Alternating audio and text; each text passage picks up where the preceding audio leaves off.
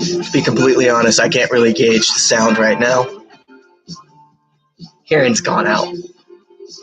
Hurts quite a bit. Very uncomfortable.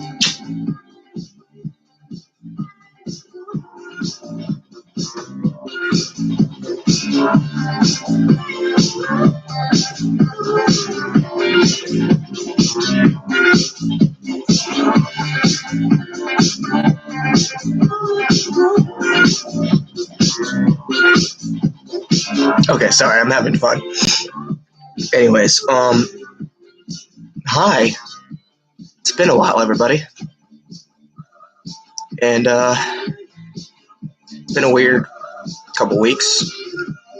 A lot of stuff happening. Don't really know if I'm going to go into that, but just kind of wanted to give you guys an update on what's been going on with me. Shimmering around in my brain. Hold on.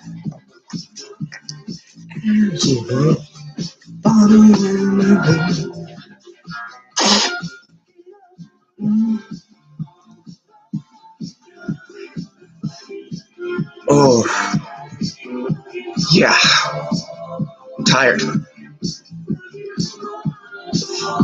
But I feel good. I feel blessed. Challenged, of course. But honestly, I feel like the spiritual battles have been very, very, if I could compare this to World War II, this would be I feel like this is the Operation Market Garden part of the type of fight style that I'm going through in spiritual warfare. I'm just kind of dropping in, securing a little town, waiting for everybody else to come in.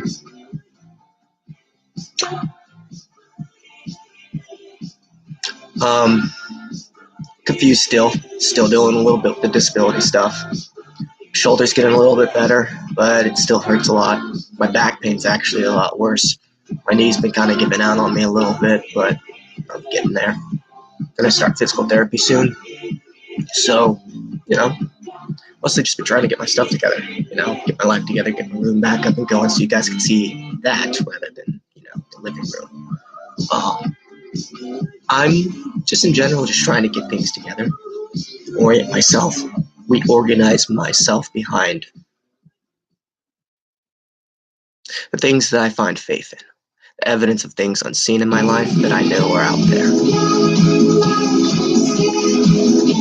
And the thing is, it's hard to know if you're walking in the Spirit and living in the Spirit, or whether or not you're chasing the Spirit. And I think there's different ways to chase the Spirit, a biblical way, and then the way that is completely in your own will, where you're just chasing after things that remind you of God, rather than chasing the things that God is telling you to pursue.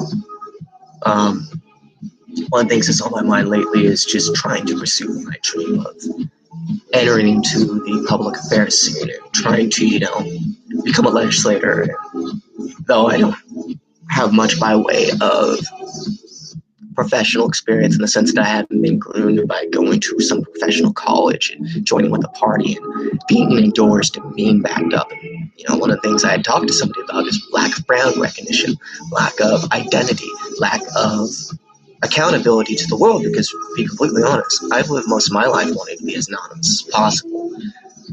I was watching Parks and Rec the other day, and I happen to really like Ron Swanson's method of wanting to stay as off the grid as possible. In fact, I find that really suits the kind of way that I was raised. My father was very off the grid. I was raised to be pretty off the grid. Even my grandfather's pretty off the grid.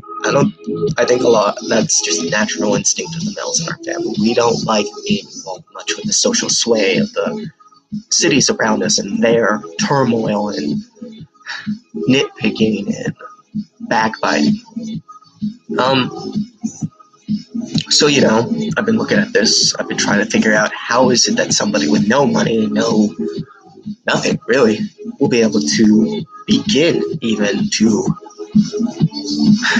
reach out to his local citizens and his fellow, well, in a way, his family members. Yeah, he's not related to him, but he lives in the same environment, much in the same way that Christ was kin with the rest of Israel. And even the Gentiles around him. Everyone was his brother.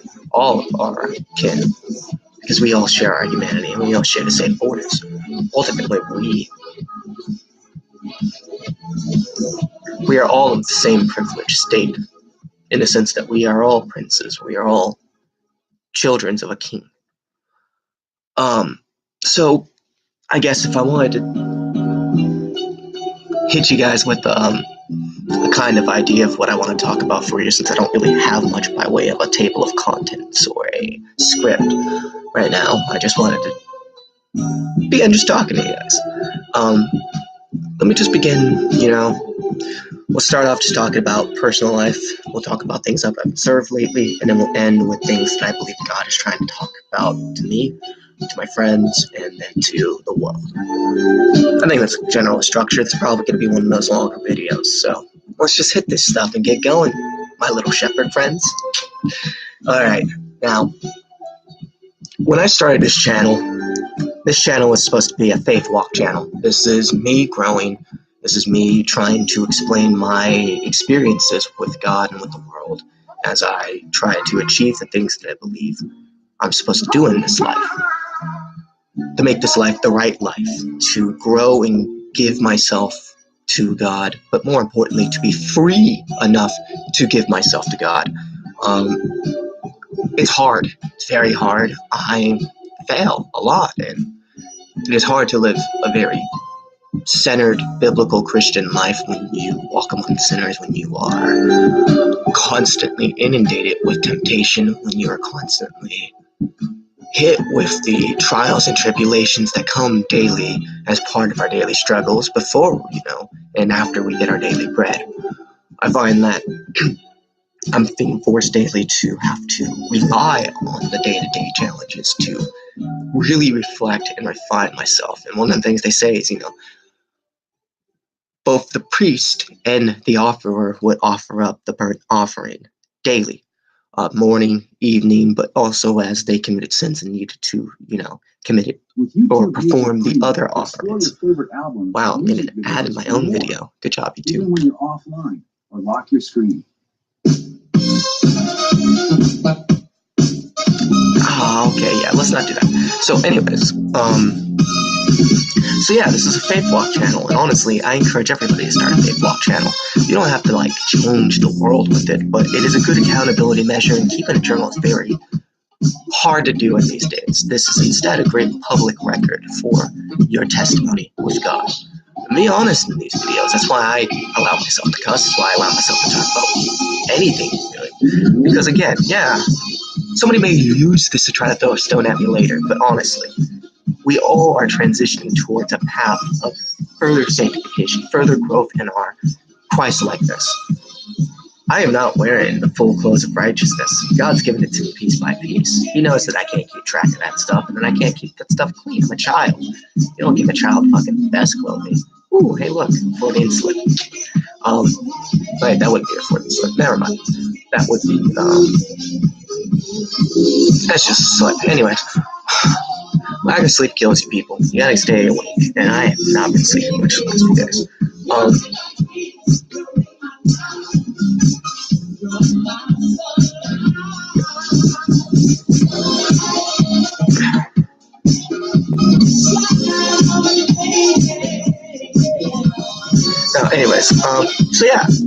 I encourage everybody to start their own faith walk channel. I think that everybody should just find one way to communicate with others what they're going through. Again, one of the things that our society suffers from is the disconnection from each other. And again, a lack of honesty with where we're at in our life and what we're dealing with in our life. And sometimes just telling people directly doesn't help. In fact, some ways I find that this is probably the best way for me to deal with a lot of things, Be able to figure things out and review it first before I engage in conversation that sometimes will force me to have to only interact with somebody in a certain way from then on. So what's going on with me lately? Other than wanting to go and get involved in public affairs and trying to become a local, leader. I hate the term representative. You guys know that, right? That's a video. If you want to see it, go up there. Oh, hey, look, it's my first replug for myself. But yeah, go past my videos, watch my video on representation. I really, really don't like the idea of being a representative rather than a vessel. Like the high priest is a vessel, and every public leader is more of a high priest than he is a king. I don't like the idea of king. And I think that that's what representation leads to, is an elected idol to represent your group, your identity. And I've gone into that. Once you start being that way, you lose a sense of yourself, you lose a sense of objective truth, you lose a sense of security, of moral righteousness. And I say a security of moral righteousness because there's moral righteousness in having the freedom to go against the group and to go against the self. To be able to be free to say, no, I'm not listening to myself, or no, I'm not listening to the mob, or no, I'm not even going to listen to anybody but him. And sometimes you have to even be able to be willing to say, no, I'm not going to follow you, because when you deny him walking you, sometimes you're forced to learn lessons that force you then to remember, I need him, even in this thing, even in this little area of my life that I believe I can control so well. And when you're forced to humble yourself in that way, there is a benefit to that. That's why I think the people who fall away are not lost fully.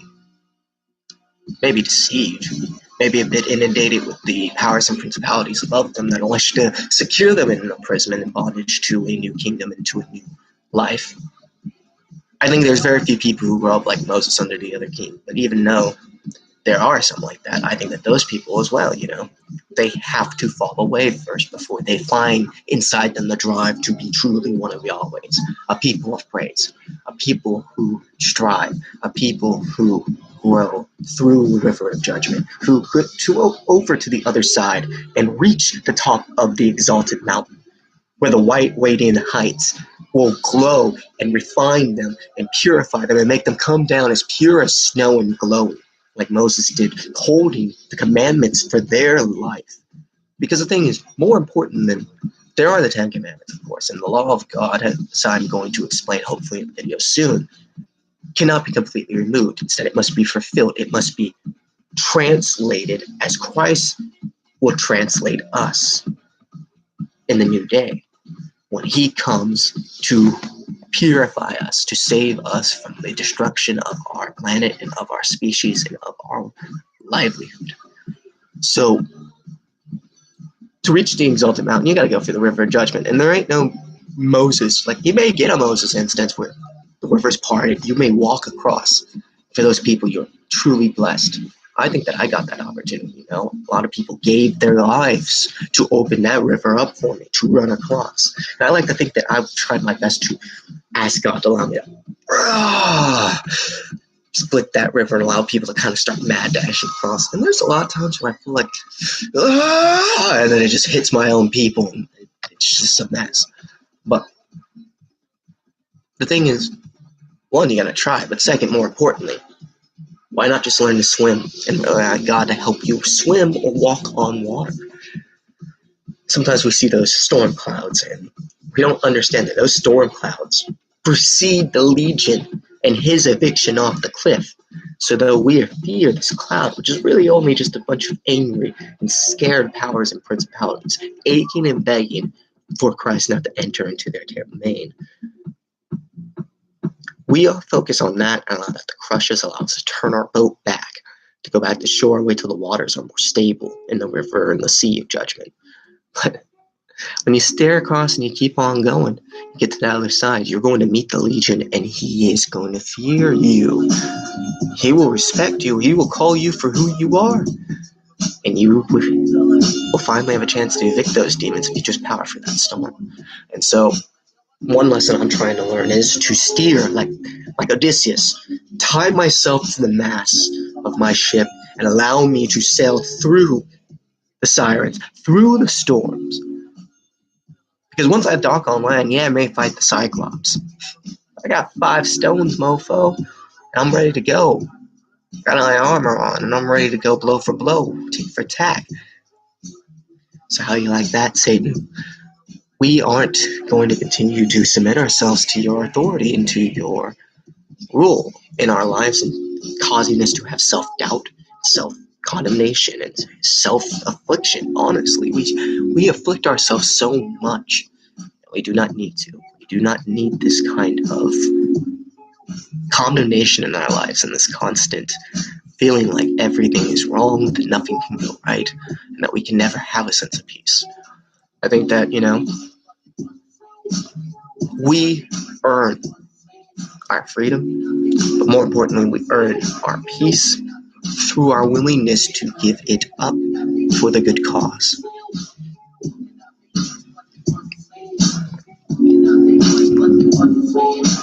Sorry, Lupin the Third. Not the song, but the images playing over the song. I really like Lupin the Third. It's a really good show. Oddly enough, a lot of people like Lupin the Third before Cowboy Bebop because one was inspired by the other.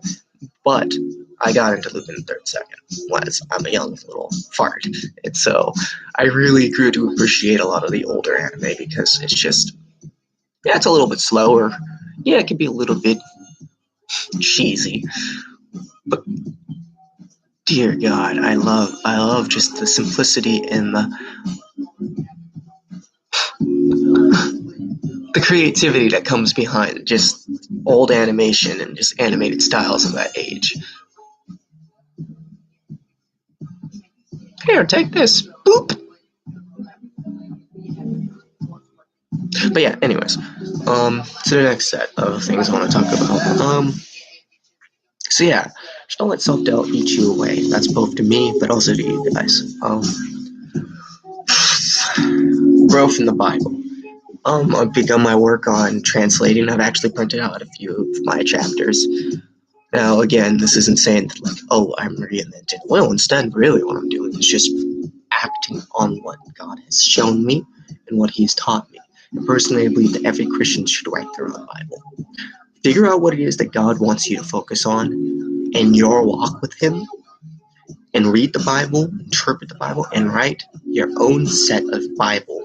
Write a Bible that is focused on life. If you are an artist or a singer, read the entire Bible, chapter for chapter, with the lens that you want to create art from this, that you want to create the best art for God, that you want to create the best songs of God, that you want to take this and bring it into you, bring it to the altar, and partake of the shared offering with God. That is your work, your art, your skills that He's blessed you with. And again, it's the same thing for me. One of the things I like to do is I like studying politics. I like studying public affairs. I like studying legislation. And I also love helping people, helping grow communities. I'm very much involved in community growth and tribal growth. So the way I see it is, my Bible is focused on that. And that's why I think for me, the C Bible, I guess is what I'm going to call it, would be, focused. It's focused. I find that it's focused more on those things. That it's focused on reaching out to a kingdom. It's focused on reaching out to a type of people. That it's not a book now that is focused on just being the general story and testimony of the old and new covenants, but instead it's about the old and new way of living under the old and new covenants and how they all come together in the end.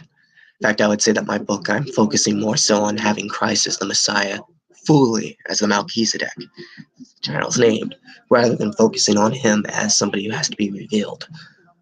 Instead, I find that by translating all the titles and the locations and all of these things and bringing them to you just purely, fully as a symbolic text, you can see the full image of who the Messiah is through everything, every chapter, every sentence. And it's phenomenal. It's amazing.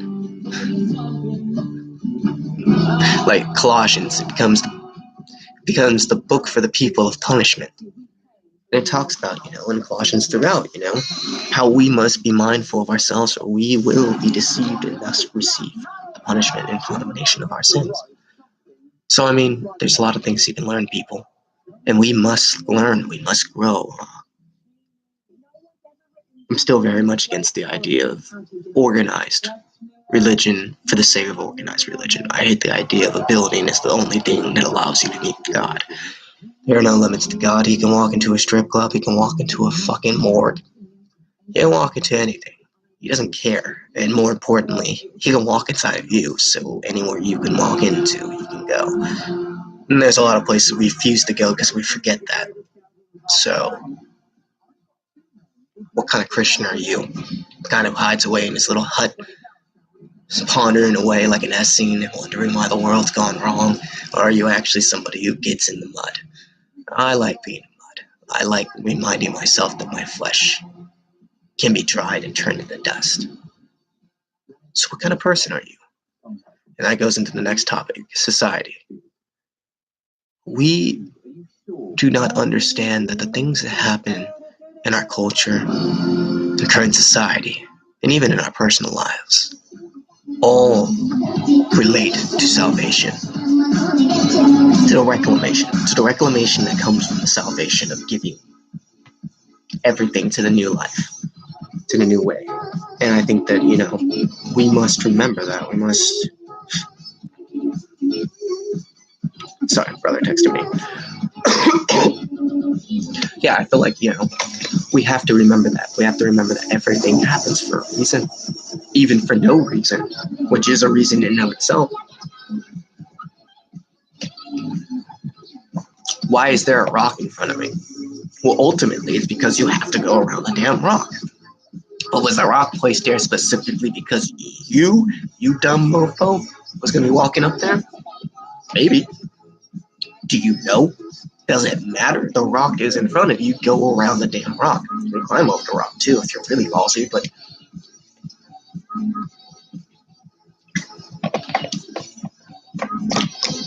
now let's make this rock Christ. How often do we see a rock in our life and we go whoop, whoop, rather than going onto the rock to see from the vantage point of the height of that rock? I think sometimes we go around God in order to accomplish what God wants us to do in his life, rather than climbing onto God to allow him to exalt us up the mountain, whisk us his way up to the heights. So yeah, what kind of people are we? What kind of life do we wish to live? Who do we wish to present ourselves to in the world and to others? I think we're lost. I think we are hopeless in a lot of ways, but that we are all driven because we all care. And that's the one thing I'm finding more and more. A lot of people care. A lot of people care.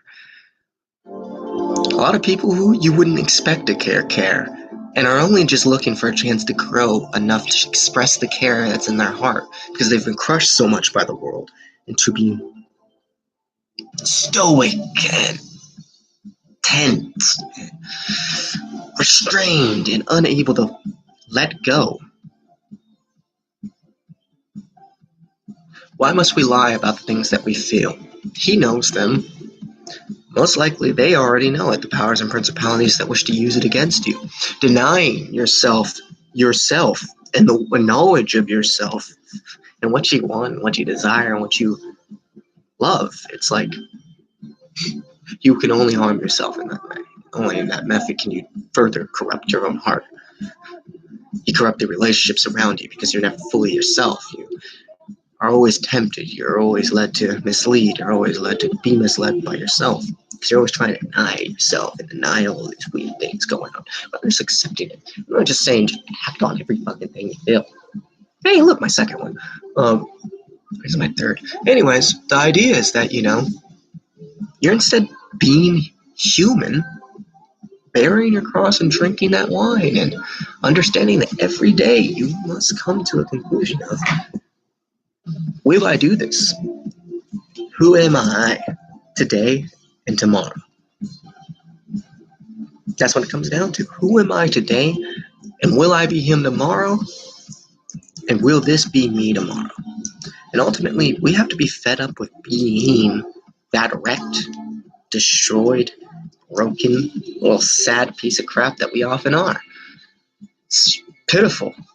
It's pitiful, demeaning to us and our identity. It is heartily humble, because all you ever end up focusing on is yourself and the things that are afflicting you and things that you wish would change and you wish you could do and you wish would just get out of your way If only these people would stop being such a problem to you, and if only this would stop being this to that, and you don't need it in your life. Man, I'm sick. Ow.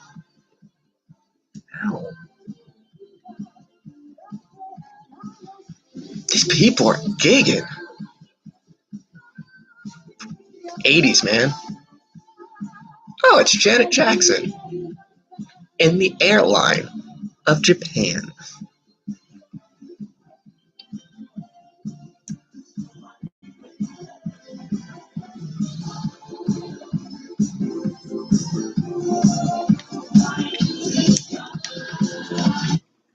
I really did like that video, though. That was pretty pretty. It was a pretty video.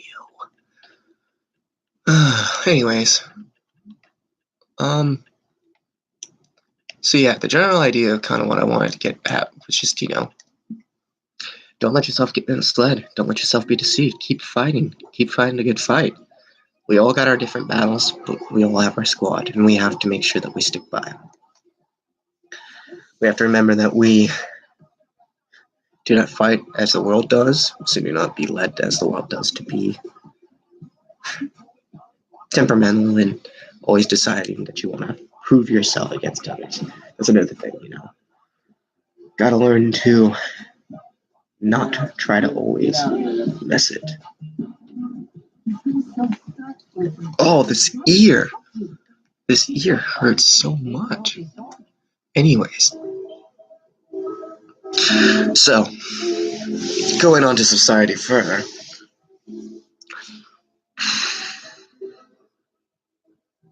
I like to think of a Christian America as being both terrifying, but also very exhilarating of an idea. It depends on what kind we want.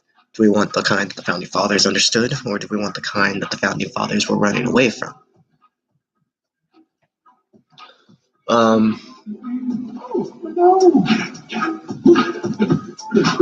Is it better to chop down an old tree, or let nature take its course?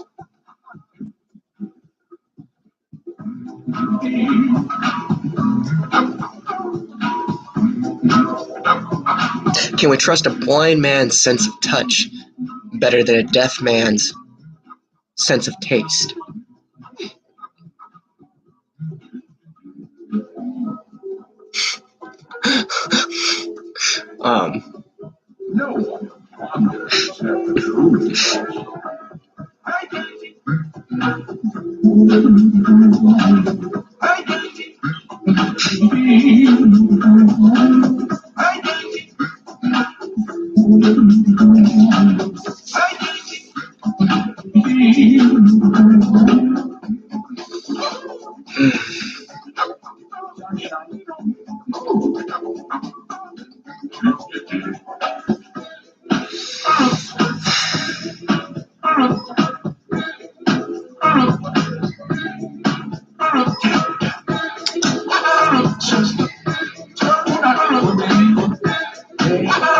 Sorry, I was trying to pray in my head, trying to figure out if there's anything else I really wanted to say. To be honest, I kind of like the idea of ending this at 30 minutes. So instead, let's end this with a prayer, I guess. And this is for anybody who wants to just kind of stick along. And Lord, I just ask that you bless us today, that you bless all who watch this video, and even, those who we come across in our life and that we think about day to day. I wonder if all of us are walking the right path. I've served much in these last few years, and I just wish that I could start acting in faith and in hope and in love and in mercy and grace rather than in fear and anger and reaction. I want to be less reactive and more proactive, more active even, just more active in general, more proactive, more giving more foresight to things, giving more time and patience to things, giving more a sense of diligence and responsibility to the task and the dreams and the thoughts and the hopes and the passions that I have and the feelings and the desires that I have. Be true to myself, the fight for myself. to fight for not just myself, but for others. And I ask the same for all of my friends and my viewers, and that you would help them, you would help them have the same kind of spirit, to have the same kind of will to fight, to not live in this messed up world that we live in and just submit to it every single day, just accepting this as the burden of living in this Babylon. For you know better than us that Babylon is a spiritual place, and just like Jerusalem, it's a spiritual place. One can exist coinciding with the other, and it depends on who is fighting for it. So I can't help but ask, help us fight for the true kingdom, not this false one to uphold just the day-to-day living of the confused lands. Instead, help us be in the land of peace. Stay true, guys. Keep fighting a good fight. God bless.